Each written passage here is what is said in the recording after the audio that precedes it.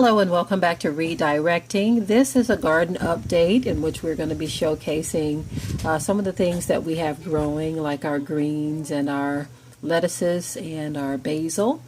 I'm doing video a little different. I'm just overlaying the voice so that it's not so shaky for those of you who made the request that I keep the camera more still.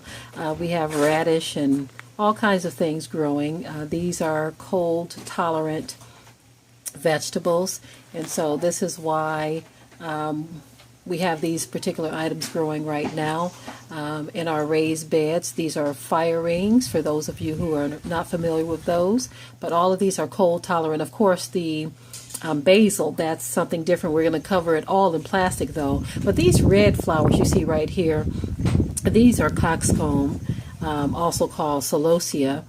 And we learned something interesting about those, in which I'm probably going to get into. They're edible. I was going to do a separate video. Maybe I will, maybe I won't. But those are edible.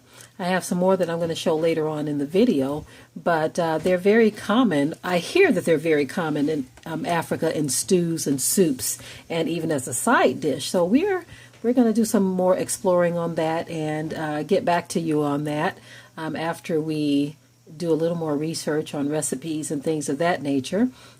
But basically I just wanted to share what we have going on in the garden right now. As you know, this is fall right now, so in the fall you have less variety that you're able to grow. But what we're doing is we're going to be pulling some things into the greenhouse. We took some clippings from our tomato plants. Let me get back to the Celosia. This right here in front of you, this is called Red Dragon Celosia. That is such a beautiful plant slash flower, and when we found out it was edible, I was literally awestruck. You learn something new every day. Who would think that you can eat something so pretty? So I definitely plan on growing more next year, y'all willing. We're going to harvest the seeds because that is an annual. Unless you live in a tropical region or a warmer climate, that is an annual. But because of the seeds that it produces, that's okay. We'll collect the seeds and we will plant them in a lot of places because it's going to give that color that we want and that flavor. So now we're in the lower garden.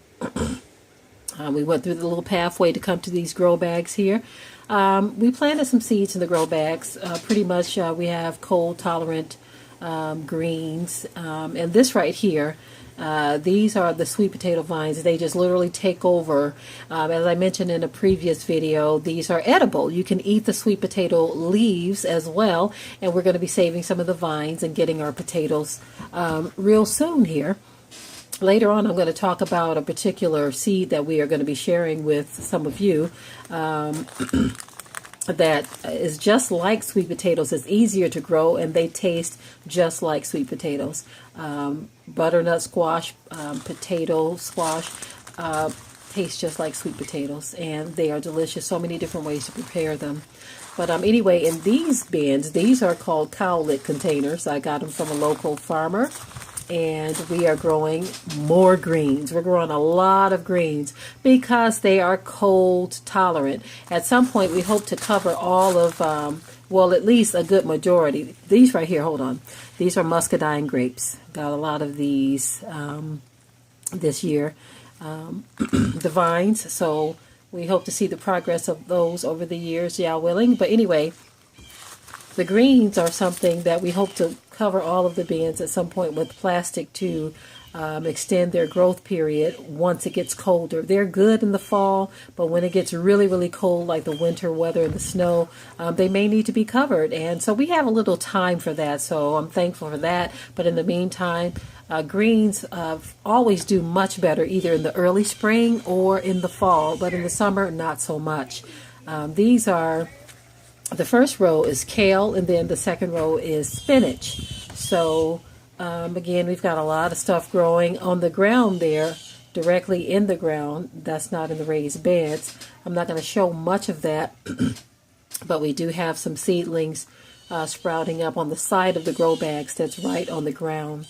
There are seedlings sprouting up. We put various greens in that area as well because greens are expensive, and if you can have it growing during the winter months, that is great. Going to the store for it isn't. It's very costly.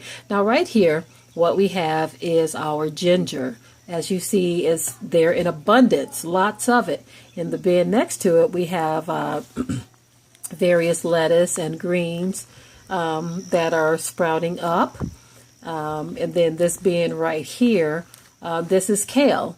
And so we're trying to make sure that we have plenty of green vegetables during the green leafy vegetables during the winter and the fall and winter season. That's very important because our bodies need to be cleansed. And what better way to do that than with food that you have grown yourself? And so this is our garden update, and I hope that I've done a better job with keeping the camera still. Of course, it's a little more time consuming because I have to cut it and piece it all together now. Anyway, this is our son doing some work for us. He doesn't like to be filmed too much. He likes to do his own videos on his own channel. And so he just gave us a quick smile. Okay, family, that is all. Shalom.